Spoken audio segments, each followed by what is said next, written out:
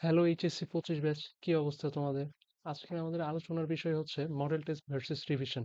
কথা হচ্ছে দুইটার পারপাস তো একই, তাহলে দুইটার মধ্যে ভার্সেস কোথা থেকে আসলো? তো এখানে আসলে একটা সমস্যা আছে অনেকেরই।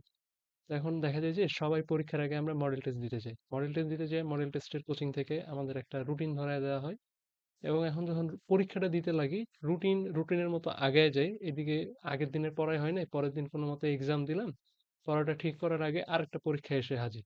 তো আমরা এই সমস্যার সম্মুখীন হই। তো এটা নিয়ে আজকে আমাদের কথাবার্তা বলবো, কিভাবে রুটিনের সাথে নিজেকে তাল মিলায়ে চালানো যায়, প্লাস সামনে যেহেতু বোর্ড এক্সাম, কিভাবে পড়াশোনাটাকে আরেকটু ইফেক্টিভ করা যায়। তো আমাদের যখন আমরা পড়াশোনা করি তখন মানে মডেল টেস্ট দিব, এটা আসলে মাথায় রাখা উচিত, কিন্তু আমরা মাথায় না রেখে এটা সার্টেন টাইমের মধ্যে যেখানেই পড়ি, প্রাইভেট পড়ি, অনলাইনে পড়ি, আমাদের সিলেবাস শেষ করে দেওয়া হয়, তারপর আমরা যাই একটা কোচিং এ মডেল টেস্ট দিতে। মডেল টেস্ট দিতে গিয়ে আমি যে সমস্যার কথা বললাম, এই সমস্যার সম্মুখীন হয়। তো এখন কি করা যায়? তো এখানে আমাদের আসলে বুঝতে হবে আমাদের প্রয়োজনটা কোথায়, আমাদের প্রয়োজনটা কি। এখন আমার একটা অধ্যায় পড়তে যেরকম সময় লাগে, আরেকটা অধ্যায় পড়তে সেরকম সময় নাও লাগতে পারে। আমি যদি প্রথম পত্রের তুলনায় দ্বিতীয় পত্রের তুলনা করি, আমাদের কলেজে ফার্স্ট ইয়ারে অনেক কলেজে পড়ানো হয় এভাবে, ফার্স্ট ইয়ারে ফার্স্ট পেপার, সেকেন্ড ইয়ারে সেকেন্ড পেপার।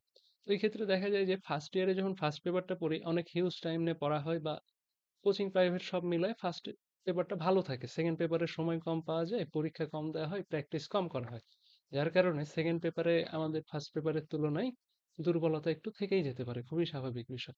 তো এখন হয় কি, সবগুলো অধ্যায়ে তো আমাদের সময় সময় লাগে না। তো আমরা এখন যখন কোচিং এ পরীক্ষা দিতে যাই, ভেক্টর খুব ভালো করে পড়লাম, পরীক্ষা দিলাম, এইদিকে সেকেন্ড পেপারের ভৌত আলোক বিজ্ঞান অধ্যায়টা পড়ছি, বুঝি, কিন্তু রিভাইজের অভাবে পরীক্ষার জন্য প্রিপারেশন নিতে পারতেছে না, এদিকে আমার রুটিন আগায় যাচ্ছে।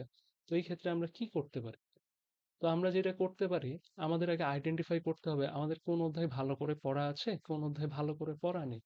এটা আইডেন্টিফাই করে আমার রুটিনে দাগাইতে হবে, আমার যেই অধ্যায়ে বেশি এফোর্ট দিতে হবে, যে অধ্যায়ে আমার বেশি পড়তে হবে বা বেশি রিভাইজ দিতে হবে, আরো মানে হিউজ টাইম লাগবে আমার রিভাইজ দিতে, সেই অধ্যায়টা আমার রুটিনে আগে থেকে আইডেন্টিফাই করতে হবে। আইডেন্টিফাই করলে কি হবে, আমরা যখন কোচিং এ ভেক্টরের এক্সামটা আসবে, ভেক্টরের এক্সামে আমার প্রিপারেশন হবে এইরকম, আমি এই অধ্যায়টা অনেকবার পড়ে আসছি, তাই না? তো আমার আত্মবিশ্বাস থাকতে হবে, আমার স্ট্রেংথ থাকতে হবে এই অধ্যায়ে। তো এই অধ্যায়টার জন্য আমি সর্বোচ্চ আধা ঘন্টা থেকে 1 ঘন্টা রাখবো। আমার এটা রিভাইজ স্ট্র্যাটেজি এইরকম হবে, ভেক্টরের ক্ষেত্রে আমি জাস্ট সূত্রগুলো দেখবো, কি কি টাইপ আছে দেখবো, আর কয়েকটা ইম্পর্টেন্ট ম্যাথ দেখবো। এতটুকু দেখলেই যেন আমার ভেক্টরটা রিভাইজ হয়ে যায়, কারণ ভেক্টর আমি অনেকবার পড়ে এসেছি। এখন আমি যদি ঠিক বিপরীতে ধরি, ভৌত আলোক বিজ্ঞান, আমি এটা সেকেন্ড ইয়ারে পড়ছি, সর্বোচ্চ মানে একবার পরীক্ষা দিছি, ধরলাম 2 বার দিছি, তো এটার এখনো অনেক কিছু পড়তে হবে আমাকে, বা জিনিসটা ভেক্টরের লেভেলের আমার স্কিল আপ না। তো এইটার জন্য আমার সময় দিতে হবে।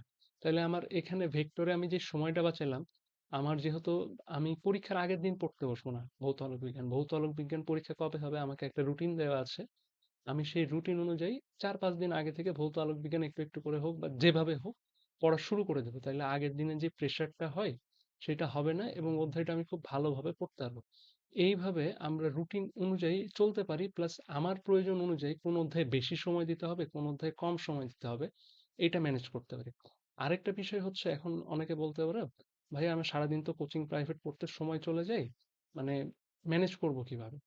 তো শেষের দিকে এসে আমাদের চেষ্টা করতে হবে আমাদের যে অধ্যায়গুলোতে দুর্বলতা, যে বিষয়গুলোতে দুর্বলতা, সেগুলোতে বেশি সময় দিতে। তো লাস্টের দিকে তোমার ম্যাক্সিমাম প্রাইভেট কোচিং এ সব পড়া হয়েই যায়। এখন তুমি এই সময় চেষ্টা করবা নিজেকে নিজে সময় দেওয়া। তোমার এই সময় বোর্ড প্রিপারেশন নেওয়ার জন্য board question solve must. Board question গুলো দেখতে হবে, বোর্ড এমসিকিউ প্র্যাকটিস করতে হবে। এই জন্য তোমার যতটুকু প্রয়োজন, যতটুকু যে প্রাইভেট গুলো না পড়লেই নয়, সেগুলো অ্যাটেন্ড করো। চেষ্টা করো নিজেকে নিজে বেশি সময় দিতে, নিজের টেবিলকে নিজে বেশি সময় দিতে। তোমার যদি বাসায় টিউটর নেওয়া থাকে, প্রতিদিন না ডেকে তোমার একটা সপ্তাহে 2 দিন ডাকো, তুমি রিভাইজ দিবা, রিভাইজ দিয়ে তোমার যে সমস্যাগুলো বের হবে সেই সমস্যাগুলো টিউটরকে দিয়ে সমাধান করায়।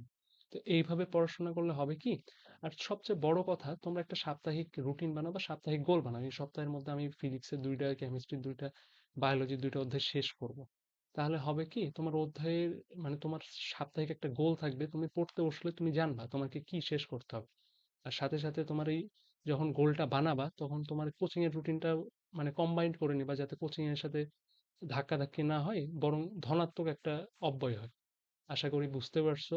তো আজকের ভিডিও এই পর্যন্তই। ধন্যবাদ।